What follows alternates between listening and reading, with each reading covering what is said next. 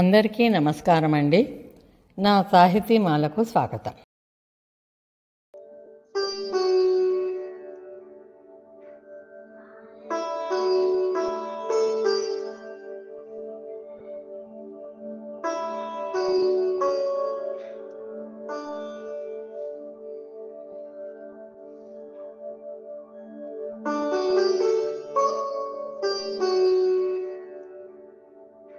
పచ్చని చేల పావడ కట్టి కొండమల్లి కొప్పున చుట్టిన కృష్ణవేణమ్మ పలకరింపులతో మధ్య మధ్య ముంజలు తింటూ నిమ్మకాయ సోడా తాగుతూ పిల్లగాలి పలకరింపులతో వెళ్తూ ఉంటే ఆహా, ఏం చెప్పాలి ఆ ఆనందం.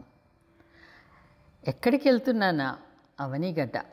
కృష్ణా జిల్లాలోని అవనిగడ్డలో భూనీల రాజ్యలక్ష్మి సమేత లక్ష్మీనారాయణ స్వామివారి కళ్యాణానికి, అదేనండి బ్రహ్మోత్సవాలకు కృష్ణకుమారి గారి ఆహ్వానం మీద కాదు స్వామివారు కృష్ణకుమారి గారి ద్వారా ఆహ్వానించటంతో వెళ్తున్నాను. వెళ్ళి వచ్చేసాను. మరి ఆ విశేషాలు మీతో కూడా పంచుకోవాలి కదండి. పదండి, మీరు కూడా నాతో పాటు పెళ్ళింటికి. మొదటి రోజు సాయంత్రమే కృష్ణకుమారి గారు ఫోన్ చేసి, మీరు బ్రేక్ఫాస్ట్ అంటూ ఏం పెట్టుకోవద్దు, మా బావగారు అరేంజ్ చేశారు అని చెప్పారు. సరే, నేను మా చెల్లెలు, అదే మా పిన్ని కూతురు సీత అన్నమాట, పొద్దున్నే 6:30కు బయలుదేరి కృష్ణకుమారి గారి ఇంటికి వెళ్ళాం. అక్కడ కృష్ణకుమారి గారిని కలుపుకొని వెళ్తుంటే దారిలో ఇంకో కారులో శోభ, లక్ష్మి గారు మొదలైన వారు కలిశారు. అందరము దారిలో ఒక చిన్న పోచమ్మ గుడి దగ్గర ఆగి లక్ష్మి గారు చేసి తీసుకొచ్చిన గారెలు, ఇడ్లీలు, మామిడి పండు ముక్కలు సరదాగా కబుర్లు చెప్పుకుంటూ ఆ గుడి మంటపంలోని ప్రాంగణంలోని వేప చెట్టు చల్లని గాలిని ఆస్వాదిస్తూ తిని మళ్ళీ ప్రయాణం సాగించాము. విజయవాడ దాటాక కాలువ గట్టు మీద నుంచి వెళ్తూ ఉంటే కరకట్ట అంటారట.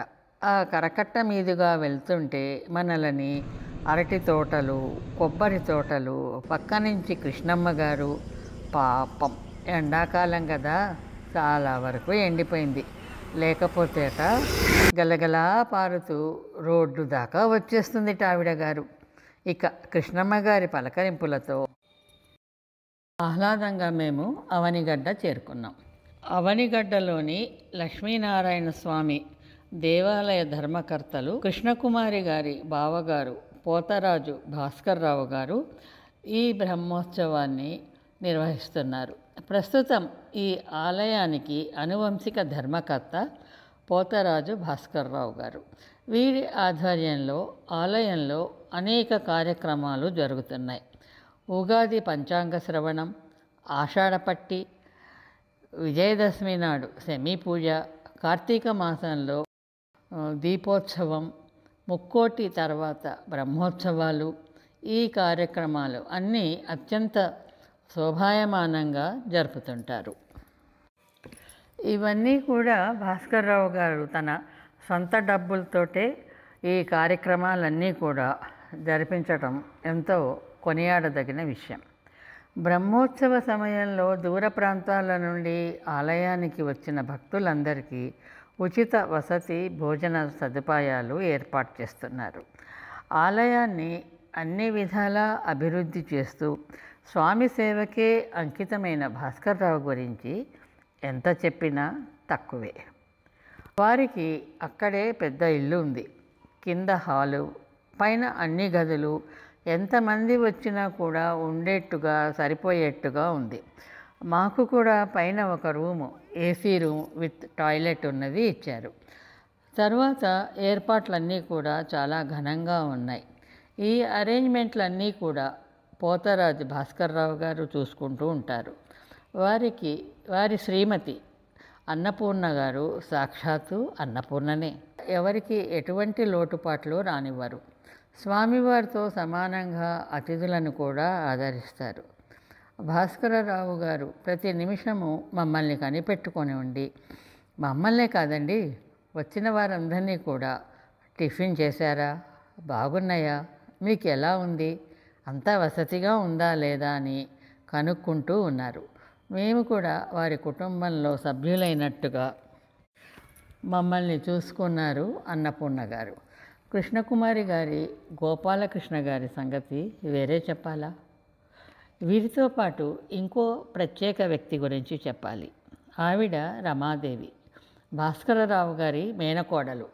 వంటింటి బాధ్యత తీసుకొని ఒక్క క్షణం కూడా కూర్చోకుండా వచ్చిన అందరూ తిన్నారా లేదా అని పలకరిస్తూ కాఫీలో, టీలో విత్ షుగర్, వితౌట్ షుగర్తో తానే స్వయంగా ఇచ్చేవారు.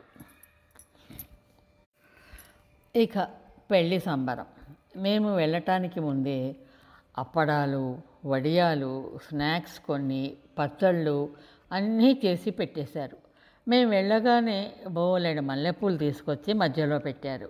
ఇక అందరం కూర్చొని సరదాగా కబుర్లు చెప్పుకుంటూ మల్లెపూలు మాలలు కడుతుంటే ఓ పెద్ద గిన్నె నిండా లడ్డూలు కట్టడానికి తీపి బుంది తీసుకొని వచ్చారు. ఆ లడ్డూలు కలిపిన సందడి చూడటానికి 2 కళ్ళు సరిపోలేదండి. ఆ గుమగుమలు, అబ్బో, అవి చూసి తీరాలే కానీ చెప్పలేమండి. ఇక మల్లెపూలు మాల కట్టుకుంటూ అందరూ ఒకరి మీద ఒకరు చెలోక్తులు విసురుకుంటూ రేపొద్దున బ్రేక్ఫాస్ట్కి ఏం చేయాలి అంటే ఉప్మా చేస్తున్నాము అనేసారు అక్కడి వారు. ఇంకేముంది, పక్కనున్న వాళ్ళు ఒకరోజు గోధుమ రవ్వ ఉప్మా, ఒకరోజు బొంబాయి రవ్వ ఉప్మా, ఆ ఉప్మా ఈ ఉప్మా అంటూ ఎదుటి పక్షం వారి వేళాకోళాలు. అంతలో మా చెల్లెలు మధ్యలో దూరేసి జొన్న రవ్వ ఉప్మా చేయించండి అంది. అది అందరికీ పనికొస్తుంది అంది పైగా సరదాగా. అంతలా కలిసిపోయామన్నమాట వాళ్ళతో మేము. అలా అలా సరదాగా కబుర్లు చెప్పుకుంటూ ఆ హాల్లో కూర్చొని అందరూ కలిసి పనిచేస్తూ ఉంటే మా కాలంలో జరిగిన మా పెళ్ళిళ్ళ సందడులు గుర్తొచ్చాయి. అది చాలా ఎంజాయ్ చేశాను సుమా. కృష్ణకుమారి గారు కథలు రాయటమే కాదు, లడ్డూలు చేయటంలో కూడా ఎక్స్పర్ట్.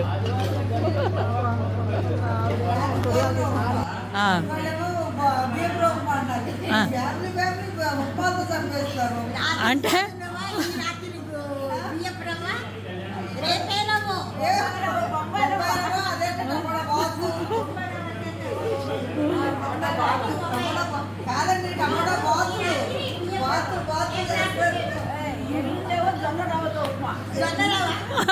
జొన్న రవ్వతో కూడా ఉప్మా. సో ఇది ఉప్మా పెళ్ళి అన్నమాట.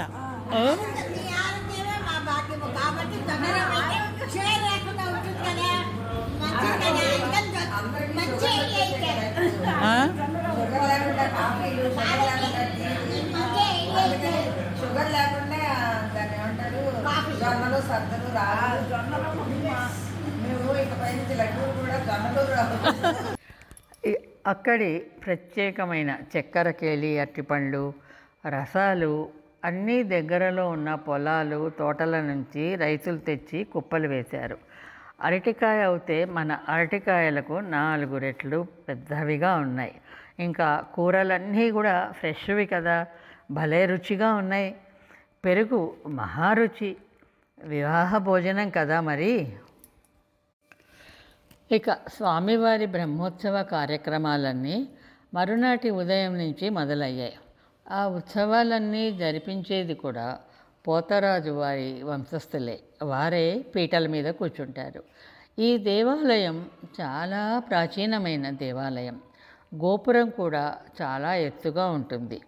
దేవాలయం అంతా కూడా కోణార్కలో ఉన్న సూర్య దేవాలయంలాగా రథం ఆకారంలో నిర్మించారు. ఆ స్తంభాలు, గోడలు అన్నీ కూడా ఆ మోడల్లోనే ఉన్నాయి. ఈ దేవాలయాన్ని ఆర్కియాలజీ వారు స్వాధీనం చేసుకున్నారు. అందువలన పాతకాలం నాటి ఆ స్తంభాలు కానీ, గోడలు కానీ, స్ట్రక్చర్ ఏది కూడా మార్చలేదు. వాటిని అలాగే కాపాడుతున్నారు. బయట మటుకు రంగులేశారు. దాంతో మనము ఆ దేవాలయంలోకి వెళ్ళగానే నా మటుకు నాకైతే ఈ కాలంలో లాగా రంగురంగులు వేసి లేని ఆ ప్రాచీన దేవాలయం లోపలికి అడుగు పెడుతుండగానే ఒక తెలియని శక్తి ఏదో నన్ను ఒక పాజిటివ్ వేవ్లా చుట్టుముట్టినట్లుగా అనిపించింది. మనసులో తెలియని భావోద్వేగం కలిగింది. ఇక్కడి అమ్మవారు, స్వామివారు ఇద్దరు చాలా ప్రత్యేకంగా ఉన్నారు. ఇది రాజులు నిర్మించిన దేవాలయం కాబట్టేమో ఆ రాజుల పౌరుషంగా కూడా ఉండాలని స్వామివారికి మీసాలున్నాయి. మీసాల స్వామివారు అన్నమాట నారాయణ స్వామివారు. ఆయన అమ్మవారిని ఆప్యాయంగా వడిలో కూర్చోబెట్టుకొని అమ్మవారి చుట్టూ చెయ్యి వేసి దగ్గరగా తీసుకొని భార్యాభర్తలు దంపతులు అంటే ఈ రకంగా అన్యోన్యంగా ఉండాలి అని ఉపదేశిస్తున్నట్టుగా ఉన్నారు. అమ్మవారి చేతిలో కుంకుమ భరిణ ఉండటం ఇక్కడి ప్రత్యేకత. స్వామివారు తన భార్య, తన కుటుంబమే కాదు తన సోదరిని కూడా ప్రేమగా చూస్తూ ఆడపడుచులను కూడా ఇలా ఆదరించాలి, ఇంటి ఆడపడుచులను ఆదరించాలి, గౌరవించాలి అని చెప్తున్నట్లుగా ఆయన సోదరి భువనేశ్వరి దేవి విగ్రహం కూడా ఆయన దగ్గర పెట్టుకున్నారు. ఎంత చక్కని సందేశం కదా అనిపించింది నాకు. ఇక దేవాలయ విశేషాలు, బ్రహ్మోత్సవ విశేషాలు అన్నీ వివరంగా అంటే రేపటి నుంచే అనుకోండి మీ ముందుకి మీరంతా వివరంగా చూడాలి అన్న ఆసక్తితోటి ఈ బ్రహ్మోత్సవంను 3 ఎపిసోడ్లుగా తీసుకొస్తున్నాము. ఆ తర్వాత ఒక డాక్యుమెంటరీ ఫిలింగా కూడా తీసుకొచ్చే ప్రయత్నం చేస్తున్నాను.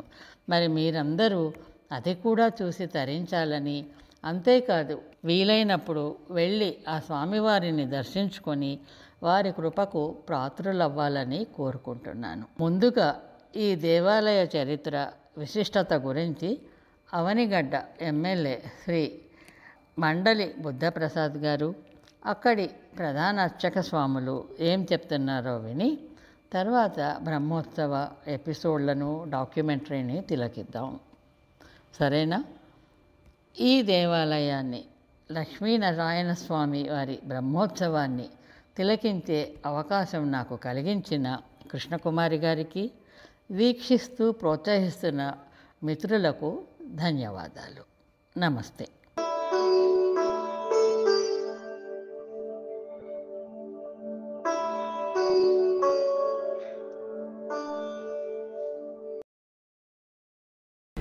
దానికి ఆ శిల్పానికి కావాల్సిన ప్రఖ్యాతి రాలేదు కానివ్వండి, ఉన్న శిల్పాల్లో అద్భుతమైన శిల్పం రామాయణం కానివ్వండి, భారతం కానీ అన్నీ కూడా చాలా చక్కగా చిత్రీకరించారు. దీన్ని భారతదేశంలోనే రథాకారం అన్న మొట్టమొదటి దేవాలయం. రథాకారంలో ఉంటుంది.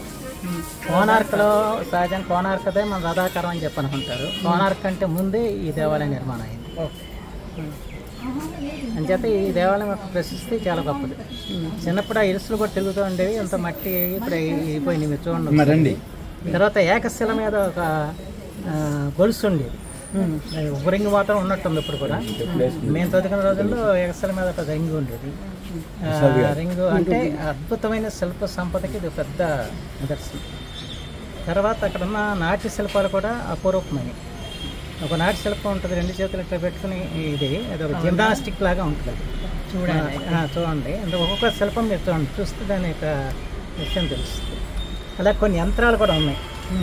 దుష్టగ్రహాలు ఊరిని నుంచి బారిని కాపాడటం కోసం కొన్ని యంత్రాలు కూడా వేస్తారు, అవి కూడా ఉన్నాయి. అంటే అద్భుతమైన దేవాలయం, చాలా ప్రాచీనమైన దేవాలయం, తెలుగు జాతి గర్వించదగ్గ దేవాలయం. ఇలాంటి అందమైన గౌరవం కొన్నాళ్ళ పాటు ఆరాధన పత్రికకి ముఖ చిత్రంగా ఉండేది. మీకు ఎలా అనుకుంటాం ఈ దేవాలయం? మేము చదువుకున్నది ఇక్కడికి, చిన్నప్పుడు ఇక్కడ.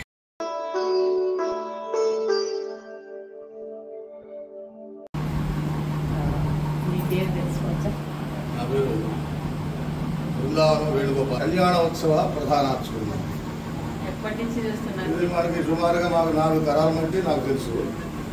ఇంకా పూర్వం నుంచి మనం దగ్గర 10 తరాల మట్టి మనం చూస్తున్నారు. ఇక్కడే ఉంటాం. అవనిగడ్డ గ్రామమే మాది. నా జన్మస్థానం, మా తండ్రి గారి జన్మస్థానం కూడా ఇదే. ఇక్కడి నుంచి మా తాత ముత్తాతల దగ్గర నుంచి తీసుకుంటూ వస్తూ ఇవాళ నా పరంపర దగ్గర వచ్చేటికి కళ్యాణోత్సవం జరిపించడంలో ముఖ్య పాత్రగా నడుస్తూ స్వామివారి యొక్క విశేషాన్ని తెలియజేస్తారు. మరి మీరు ఇన్ని తరాలుగా చేస్తున్నారు, మీకంటే ఈ దేవాలయ చరిత్ర విశిష్టత తెలిసి ఉంటుంది కదా. మా ఛానల్ కోసం చెప్పలేదు సార్. ఛానల్ ఉంది సాహితీ మాల అని. ఇలాంటి ప్రాచీన దేవాలయాలని నేను అందులో పరిచయం చేస్తూ ఉంటాను. అంటే నేను స్వామివారిని పరిచయం చేసేదేముంది, నా సంస్కృతి కోసం నేను పెట్టుకుంటున్నాను. మీరు దేవాలయ విశిష్టత, స్వామివారి గురించి, స్వామివారికి మీరు చేతిలో అమ్మవారి చేతిలో కుంకుమ పడిన ఉందని, మీ భువనేశ్వరి దేవి గురించి స్వామివారి యొక్క విశేషాన్ని తెలియజేయడం అనేది మన యొక్క జన్మ సుకృతం తెలుసుకోవడం అనేది. ఇది మనకి సుమారుగా 1200 సంవత్సరాల నాటి దేవాలయం అని. ఈ దేవాలయాన్ని బ్రాహ్మణ ప్రతిష్ట అంటే ఇక్కడ మనకి బ్రాహ్మణ ప్రతిష్ఠ చేస్తే అక్కడ సింహవాహనం ఉంటుంది. క్షత్రియులు చేస్తే సింహవాహనం, దీనికి పానవట్టం వస్తుంది. అక్కడ చివర బ్రాహ్మణుడు చేస్తే నంది వస్తుంది. ఇక్కడ మనకి నంది మనకి పానవట్టంలో స్వామివారి యొక్క అభిషేకం చేసినప్పుడు ఆ నంది మొహంలోంచి బయటకు వస్తాయి నీళ్ళు. మనకి ఇది ప్రాచీనంగా బ్రాహ్మణ ప్రతిష్ట. ఇది దానికి మనకి పూర్వం దీన్ని అవనిజాపురం అని అంటాం. మనం పూర్వనామధేయం అవనిజాపురం కాస్త కాలక్రమేణా అది అవనిగడ్డగా రూపాంతరం చెందింది. ఈ అవనిజాపురం అనడానికి కూడా కారణం సీతాదేవి రామలక్ష్మణ వారు ఇక్కడ అరణ్యవాసం చేస్తూ, ఇక్కడ లంకావాసంలో చేస్తూ ఇక్కడికి వచ్చినారని, ఇక్కడ వచ్చినప్పుడు ఆ కృష్ణానది దగ్గర స్నానాదం చేసుకుని ఇక్కడ అవనిజాపురం, ఆ అవనిజ రావటం వల్ల అవనిజాపురం అంటే సీతాదేవి యొక్క ప్రభావం ఉంటుంది. అవనిజ అంటే చుట్టూ నీరు ఉన్నది, లోపల మనకు భూమి గడ్డ, ఈ భూమి గడ్డ అవనిగడ్డ దాని గడ్డ అని చెప్పారు అనమాట. దాన్ని ఉండటం వల్ల అవనిజాపురం అంటే చుట్టూ నీరు ఉండటం వల్ల అవనిజాపురం. సీతాదేవి కూడా వచ్చి ఉన్నదని చెప్పేసి మన పూర్వీకులు ఉన్నారు చెప్పినట్టు వాస్తవ రూపం అది. ఇక్కడ రాముల వారు కూడా సేవ చేసుకున్నట్టుగా, అర్చన చేసినట్టుగా మనకి లంకలో స్వామి వెలిశాడని, అందుకనే లక్ష్మీపతి లంక అని. దాన్ని కొన్నాళ్ళు చోళరాజులు సేవ చేసుకుని చోళదేవ నారాయణ కులత్వంగ నారాయణ దేవారా అని ఆ మేసాలున్న స్వామిని మా యొక్క ప్రతీకగా మేము కొలుచుకుంటామని చెప్పేసి ఇక్కడ కొన్ని వందల సంవత్సరాల క్రితం మనకి కొంత భూమిని ఇచ్చి వాళ్ళు ఇక్కడ ఈ సేవ చేసుకుని తరించారు. చాలా వరకు తరించారు. తర్వాత మన కాలాంతర రూపాంతరం చెందింది. రాజులంతా అంతరించిపోయారు. తర్వాత ధర్మకర్తలు పోతరాజు వారి యొక్క ఆధ్వర్యంలోకి వచ్చింది. ఇక్కడ స్వామివారు మనం చూస్తే శ్రీరాంభో నిధిరత్న మండప మహాసువర్ణ సింహాసనే వామాంక స్థితయా ప్రసన్నవదనం శ్రీకాంతయాలింగితం దూర్ధండాంకిత శంఖపంకజ గదాచక్రీసాశ్రయం తాయుద్ధం కలయంతి జన్మహృదాలక్ష్మీశనారాయణం.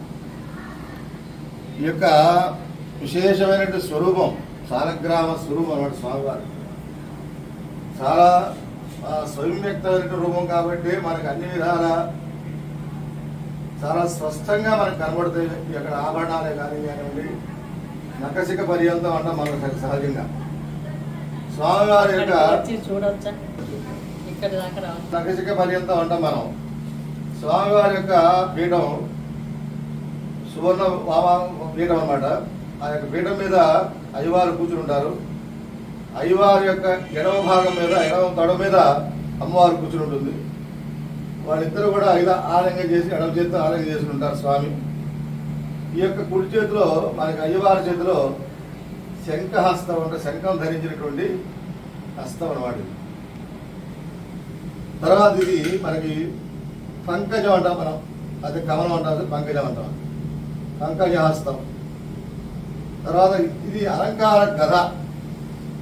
ఇక్కడ మనకి అలంకార చక్రం, స్వామివారి ఎడమ చేతితో చక్రం ఉంటుంది. ఇక్కడ విశేషం ఏంటంటే స్వామిత్వం వాటి ఈ శంఖ చక్రాలు కూడా స్వామిని ఆశ్రయించి ఉన్నాయట. ఆయన ధరింపుల ఆశ్రయించి అవి ఉన్నాయి. శంఖ చక్రాలన్నీ కూడా ఆయన ఆశ్రయించి ఉన్నాయి. ఆయన చేతిలో ఆయనకి ఆభరణాలు కదా అవి. ఆయన ఆశ్రయించి ఉన్నాయట. అలాంటిది ఇక్కడ అమ్మవారి యొక్క స్వరూపం అయితే మంగళ స్వరూపిణి. ఆవిడ మన యొక్క కుడి చేతిలో కమలం పువ్వు ధరించుంటుంది. కమలం అంటే ఆవిడకి స్థానం, ఆ స్థానం అది. తర్వాత ఎడవ చేతిలో కుంకుమ భరణ ధరించుంటుంది. విశేషం అంటారు స్వరూపం. చాలా అద్భుతమైనటువంటి అమ్మవారి చేతిలో కుంకుమ భరణ ఉన్నదనేది నాకు తెలిసి ఎక్కడా లేదు. నాకు తెలిసి లక్ష్మీనారాయణ స్వరూపాలు చాలా ఉన్నాయి. అక్కడ కూడా కమలం అభయస్తవం, లేకపోతే వరహస్తవం అభయస్తవం, లేకపోతే కమలాలు ధరించి ఉండటము, ఇలా కుంకుమ భరణ ధరించున్నటువంటి స్వరూపం నాకు తెలిసి ఎక్కడా లేదు. అందుకని అమ్మవారి యొక్క స్వరూపం అమంగళాలను తొలగిస్తుంది కాబట్టి మంగళ స్వరూపిణి. ఇక విశేషం ఏంటంటే సాలిగ్రామ శిలా విగ్రహం మీద మనకి ఈ యొక్క లక్ష్మీనారాయణ స్వరూపం. తర్వాత మనకి ఇక్కడ దశావతార స్వరూపం అనమాట. మత్స్య, వరాహ, కూర్మ, నారసింహ, రావణ, రామ, బుద్ధ, బలరామ, బుద్ధ, కల్కేవచ. ఈ యొక్క దశావతార స్వరూపం కూడా స్వామి ప్రభావం మీద అంటే అదంతా అలాగే అలాగే ఉంది. అసలు ఆ పీఠం అమ్మవారు మొత్తం ఏడు చేడు దాంట్లో అసలు అసలు దాని నుంచి ఒక ఇచ్చి కదలడం కానీ అనడం కానీ ఏమి లేదు అసలు. ఎవరు చూసారు అట్లా ఇక్కడ మనకి పూర్వీకులే మన దగ్గర 1200 సంవత్సరాలు 1200 సంవత్సరాలు మనకి రికార్డు పరంగా 1200 సంవత్సరాలు దేవాలయం. ఎవరు చూశారు? 7 తరాలు అయినాయో.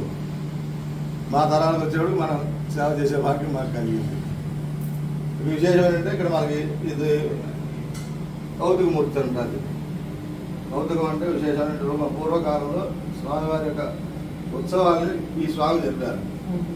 తర్వాత ఈ మధ్యకాలంలో మనకి శ్రీదేవి భూదేవి కావాలని చెప్పేసి ఇక్కడ శ్రీదేవి భూదేవిని కూడా పెడుతూ లక్ష్మీనారాయణ స్వామి 2 సంవత్సరాల కింద ఈ ఉత్సవాలు తీసుకున్నాం. ఉత్సవాలు తీసుకొచ్చి వీటి కళ్యాణం జరుగుతున్నాం ప్రతి సంవత్సరం కూడా. ఇక్కడ మనకి విశేషంగా ఏంటంటే మనకి భువనేశ్వరి దేవి, భువనాలకీశ్వరి అంటే 12 అవతారాల్లో చివరి రూపమైనటువంటి భువనాలకీశ్వరి అనేటువంటి 12 రూపాల్లో అమ్మవారి చివరి రూపం భువనేశ్వరి.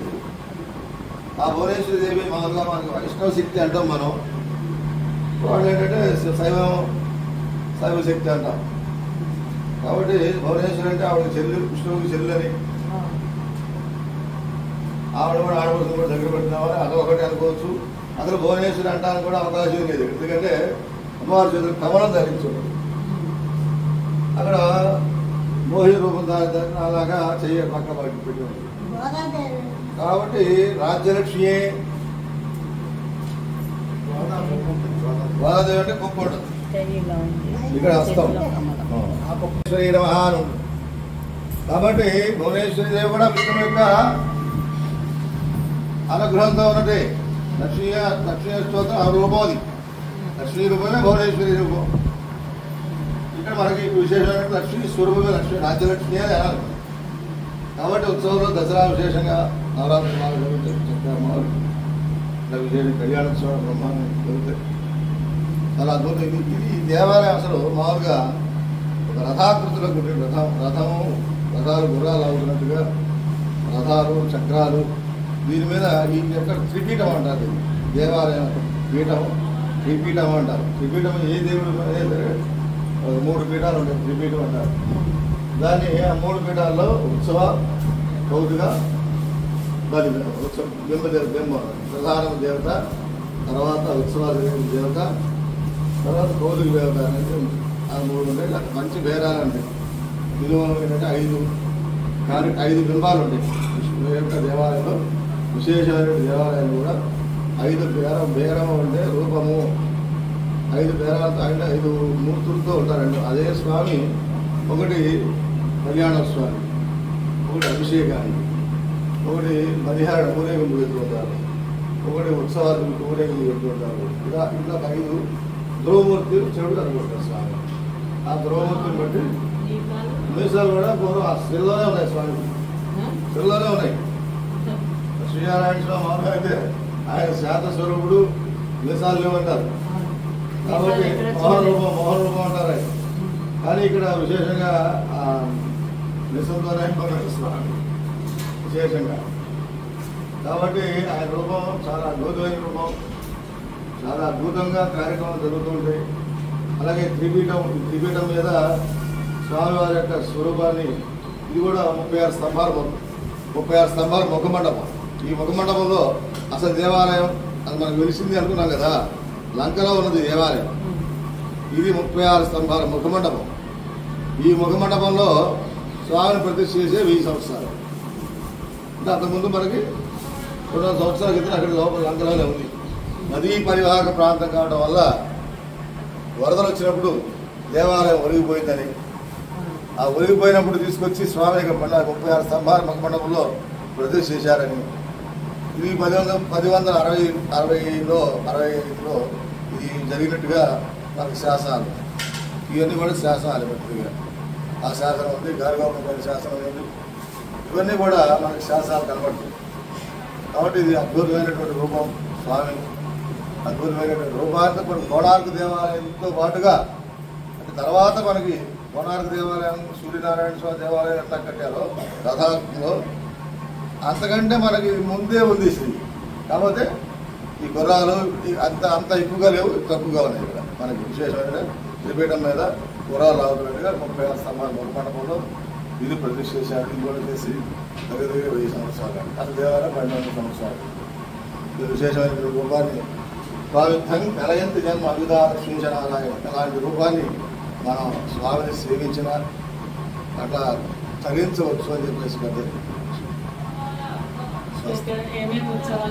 ఇక్కడ మనకి బ్రహ్మోత్సవాలు వైశాఖ మాసంలో త్రయోదశి మొదలు చతుర్దశి కళ్యాణం, ఊరిన ఊరేగింపు, తర్వాత పాఠ్యం రోజున వసంతోత్సవం, తర్వాత ముందు రోజు ధ్వజావరోహణ, ఈ 3 రోజులు పౌర్ణమి సేవ జరుగుతుంది.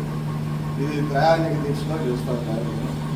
అలాగే విశేషంగా ముక్కోటి ఉత్సవం, అలాగే దసరా ఉత్సవం, దసరాలో వారికి విశేషంగా లక్ష్మీ స్వరూపం అష్టలక్ష్మి వైభవం అని అష్టలక్ష్మీదేవిని కూడా అలంకారం చేసి ఒక రోజు ఒక అలంకారం, రాజలక్ష్మి, రాజలక్ష్మి, ధనలక్ష్మి, విద్యాలక్ష్మి, విద్యాలక్ష్మి, విజయలక్ష్మి, ఈ లక్ష్ములతో అలంకారం చేస్తూ విశేషమైన పూజలు చేస్తూ శివ రోజున దసరా రోజున విజయదశమిలో గవర్నమెంట్ సేవ అలాగే ఒక్కోటి బాగా జరుగుతుంది. అలాగే తర్వాత చైత్ర మాసంలో ఉగాది ఆస్థానం బాగుంటుంది. తర్వాత మనకి శ్రావణ మాసంలో మహాలక్ష్మి రూపాలని ప్రతి మాసంలో కూడా మాసోత్సవాలు ఎలా చెప్పబడి ఉన్నాయో అన్నీ కూడా దసరా ధనుర్మాసం విశేషంగా ధనుర్మాసాలు అన్నీ కూడా సభ్యులు బాగా జరుగుతాయి కార్యక్రమాలు. సత్పూర్తిగా భక్తులు కూడా చాలా ఎక్కువ మంది వస్తున్నారు. ఇప్పుడు ఈ మధ్యకాలంలో మీకు ఒక విషయం ఏంటంటే మనకు తెలిసిన విషయం అది చూపించండి. ఆ పసుపు తెలుగులు అంటారంటే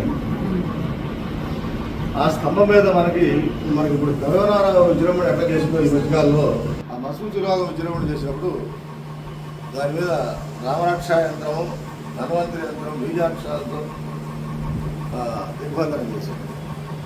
అప్పటి నుంచి కూడా మన గ్రామంలో ఎటువంటి రాదు. కరోనా వచ్చినా కూడా మనకి ఎవరికి ఇబ్బంది కూడా కలగదు. మేము అసలు మాస్క్ కూడా పెట్టుకోలేదు, భగవంతురాలు అన్నిటికీ చెప్పేసి. అలా స్వామి యొక్క విశేషం ఎంత చెప్పినా సరి తీరదు. ఆయన గురించి ఎన్నో సత్యాలు, ఎన్నో నిదర్శనాలు, వివాహం కానీ వివాహం ఉన్నవాళ్ళు, సంతానం ఉన్నవాళ్ళు, ఈ కళ్యాణాక్షరం ధరింపజేసి విదేశాలు వెళ్ళినవాడు, కళ్యాణం అయిన అవనటువంటి వాడు, కళ్యాణం అయినటువంటి వాడు ఈ కళ్యాణాక్షరం ధరింపజేసి చాలామంది మనవశీలే చాలామంది ఉన్నారు. మన బయట కూడా చాలామంది చక్కగా వచ్చి సేవా కార్యక్రమంలో పాల్గొంటుంటారు. చాలా అద్భుతమైన స్వరూప స్వామి ఆ యొక్క సేవ చేసుకునే భాగ్యం మాకు కలిగినందుకు మేము కూడా చాలా ఆనందపడుతూ జన్మ ధరించిందని నేను భావిస్తూ మీ యొక్క ఈ ఛానల్ ద్వారా లోకానికి వెల్లడి కావాలి, భక్తులంతా కూడా వచ్చి ఈ యొక్క సేవా కార్యక్రమం పాల్గొని వాళ్ళు కూడా ధరించాలని భావన చేస్తూ స్వస్తి. స్తంభాల మీద కూడా కోణార్క దేవాలయంలో దాన్ని ఏమంటారంటే సింహ శరభాలు అంటారండి. సింహాలు శరభాలు అంటారు, సింహ శరభాలు అంటారు. సింహాలు అంటే సింహాల రూపంలో ఉంటే శరభం అనే రూపం. ఆ దాంట్లో తెగ ఒకటి శరభం అంటారు. సింహ శరభాలు అంటారు. అవి సింహ శరభాలు సింహ శరభాలు చాలా గుళ్ళల్లో అట్లా స్తంభాల మీద వేస్తారు ఆ విగ్రహం ఎందుకని? అవి మామూలుగా ఆ యొక్క దీన్ని రూపం భగవంతుడి యొక్క దేవాలయం రాగానే ప్రతివాడికి భయపాతాలు పోవడం కోసం, రక్షణ కలగడానికి కోసం, అలాగే ఆ యొక్క సింహశరభాలు అంటే స్వామివారి సేవలు ఇవన్నీ కూడా సింహము, గజము, తర్వాత గుర్రము ఇవన్నీ కూడా స్వామి సేవలో ఉంటాయి. మనకి తిరుమలలో మనకు కనబడతాయి. చాలా చోట్ల ఏనుగులు ఉంటాయి.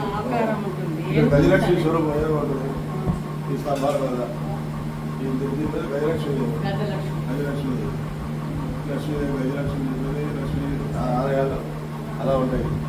అలా అవి కూడా ఈ సేవకు ఉపయోగించుకున్నాం. మనకి శ్రీలంకలో చూస్తే అక్కడ ఏనుగు మీద ఇది కీర్తి మొహం అంటారు దాన్ని. ఇష్ట మొహం కీర్తి మొహం అంటారు.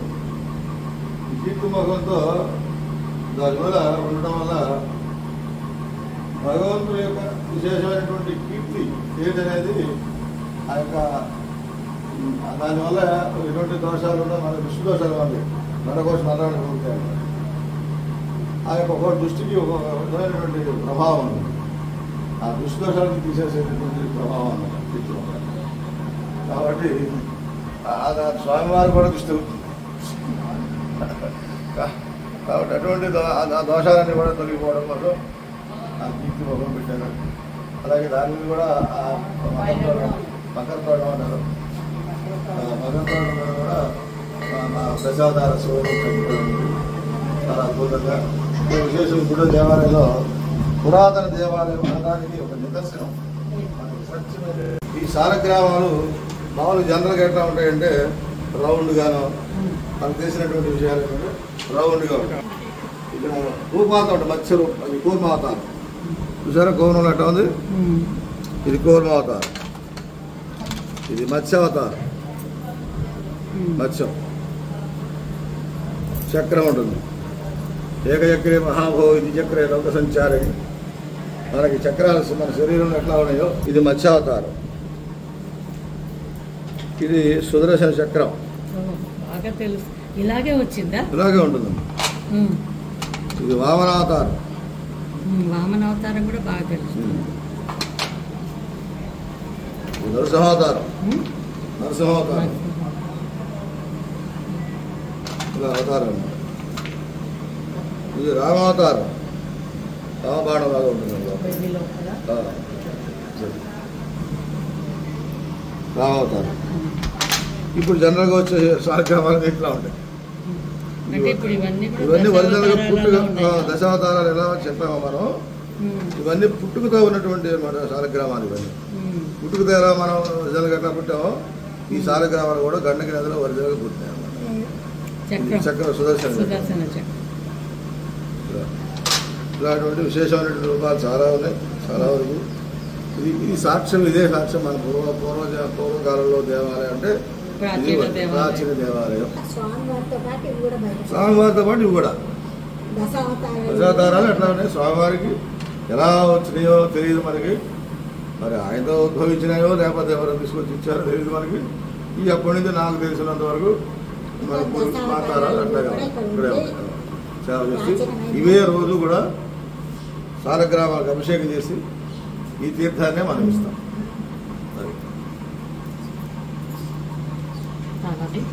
చాలా బాగా వివరించారు. ధన్యవాదాలు.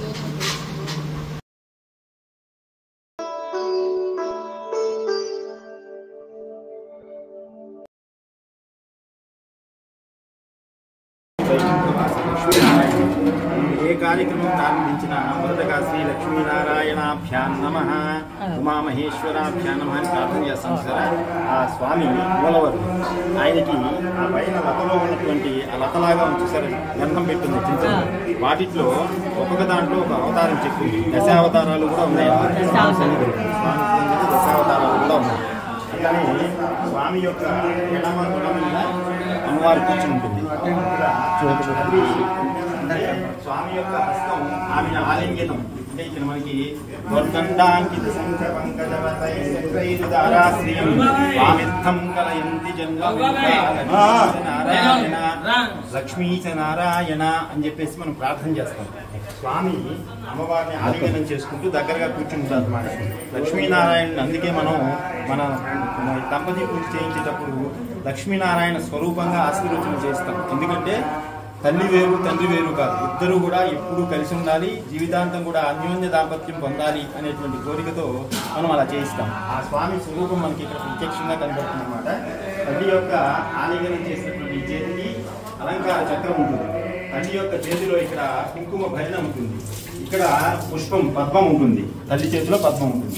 ఈ పక్కన అమ్మవారిని భూమాత కనబడదు, ఇక్కడ అలంకారం చేస్తాం. ఈ విధంగా శ్రీ భూ నీల రాజ్యలక్ష్మి సమేత లక్ష్మీనారాయణ స్వామి అని మనం చెప్తుంటాం. మన సంకల్పంలో అదే చెప్తాం, పూజ చేసేటప్పుడు అదే చెప్తాం, ఆశీర్వచనం చేసేటప్పుడు అది కూడా చెప్తాం. అలా చాలా ప్రసిద్ధి చెందింది పురాణ కాలం నుంచి ఉన్నటువంటి దేవాలయం. శ్రీరామచంద్ర ప్రభువులు అరణ్యవాసం చేసే సమయంలో ఇక్కడికి కూడా విచ్చేసినట్టు, స్వామి సేవ చేసినట్టు చారిత్రక ఆధారాలు ఉన్నాయి. ప్రధాన దేవాలయం చాలా ఎదక్కు ఉంది, ఇంకా పెద్దదిగా ఉంది. తిరుపతిలో ఎలా జరిగేదో అలా అన్ని సేవలు జరిగేవి. అందరికీ ఇనాములు ఇచ్చారు. భజంత్రీలు అంటే మేళం వాయించేవాళ్ళు, బోయలు మోసేవాళ్ళు, దేవదాసీలు, తర్వాత పల్లకీ మోసేవాళ్ళు, పొలలేసేవాళ్ళు, అలా అందరికీ ఇనాములు ఇవ్వబడి వైభవంగా జరిగేది. ప్రతినిత్యం కూడా హారతులు ఇచ్చి స్వామివారికి తలుపులు వేయడం, అలా తలుపులు వేయడం చేసేవాళ్ళు. అంతటి ప్రసిద్ధి చెందిన దేవాలయం కాలక్రమేణా కొంచెం మరుగున పడి స్వామి యొక్క ప్రతిభ మాత్రం ఏం తగ్గలేదు. స్వామి యొక్క ఆ యొక్క ఆశీర్వచనం మనందరికీ లభిస్తూనే ఉంది. స్వామి యొక్క అనుగ్రహంతో అర్చక స్వాములు ఇక్కడ మాకు కూడా ఈనాములు మాత్రమే, దేవాలయం నుంచి ఏం రాదు. అలా ఈనాములు తీసుకుంటూ ఈనాము ప్రసాయం తీసుకుంటూ స్వామి సేవ చేసుకుంటున్నాం. అట్లాంటి ధర్మకర్తలు కూడా అదే విధంగా ఈ ఆలయ అభివృద్ధిలో పాల్గొంటూ వారికి తోచినటువంటి శక్తి కొలది వారు కూడా అభివృద్ధి చెందుతూ దేవాలయాన్ని అభివృద్ధి చేయడానికి ఎంతో కృషి వారు చేస్తున్నారు. పోతరాజు వంశీయులు ఇక్కడ ధర్మకర్తలు. ఈ మొత్తానికి వంశపారంపర్య ధర్మకర్తలు వాళ్ళకు ఉంటుంది. అలానే వంశపారంపర్య అర్చకులం మేము. ఇట్లా 4 కుటుంబాలు ఉంటాయి ఇక్కడ. 4 కుటుంబాలు కూడా దినదిన ప్రవర్తమానై చాలామంది ఇప్పుడు శాఖలు వచ్చినాయి. అయినా కూడా అందరూ ప్రధానంగా 4 కుటుంబాలు వాళ్ళు ఉంటారు. 4 కుటుంబాలు కూడా ఈ సేవలో పాల్గొంటుంటాయి. శ్రీ లక్ష్మీనారాయణాభ్యాం నమః. రఘునాథాచార్యులు. ఇవి ఉత్సవ విగ్రహాలు. ఇవి స్వామి యొక్క ఇదివరకు ఉత్సవ విగ్రహంగా ఉండేది. దాన్ని కొత్త విగ్రహాలు పెట్టిన తర్వాత స్వామిని కలపకుండా అక్కడ పెట్టి దాన్ని ఒక విగ్రహంగా ఉంచి మేము మిగతా వాటిని వీటిని మాత్రమే ఉత్సవానికి ఉపయోగిస్తాం. కౌతుక బేరం అంటాం, దాన్ని కౌతుక బేరం అంటాం. ధ్రువ అక్కడ అమ్మవారి, అది ధ్రువ బేరం. ధ్రువ బేరం అంటే కథలు, అక్కడ స్వామికి శిలాస్వరూపం. కౌతుక బేరం అంటే రెండవ రూపం. 5 సెట్లు ఉన్నాయి, 3 సెట్లు ఉన్నాయి ఇక్కడ. ఇది ఉత్సవ విగ్రహం, సేమ్ స్వరూపం. అయితే ఇక్కడ అమ్మవారు ఒకళ్ళే కనబడతారు. ఇక్కడికి వచ్చేసరికి శ్రీదేవి భూదేవిగా పెట్టాము అన్నమాట. అట్లా జరుగుతుంది. ఇది ఉత్సవానికి ఊరేగింపుకి వాటికి ఉపయోగిస్తాం, కళ్యాణానికి వాటి. ఆ విగ్రహాలు శాశ్వతంగా అక్కడే ఉంటాయి. ఆమె భువనేశ్వరి మాత. భువనేశ్వరి పీఠాధిపతి ఇక్కడికి విచ్చేసినప్పుడు చాలా సంవత్సరాల క్రితం ప్రతినిత్యము ప్రతి శుక్రవారం అమ్మవారికి పూజ జరగాలి, మహాశక్తి పీఠం ఇది అని చెప్పి ఆయన భువనేశ్వరి విగ్రహాన్ని ఇక్కడ సమర్పించారు. ఎప్పుడు కృష్ణదేవరాయల కాలంలో భువనేశ్వరి పీఠం ఉంది. ఆ పీఠాధిపతి వచ్చి అప్పటి నుంచి కూడా జరుగుతూ ఉంది. శుక్రవారం పూజలు జరుగుతుంది. భువనేశ్వరి మాత ఆమె చేత అర్చన కుంకుమార్చన జరుగుతుంది. మిగతా వివరాలు తర్వాత పూర్తి పేరు చెప్పాలి. లక్ష్మీ శ్రీకర్.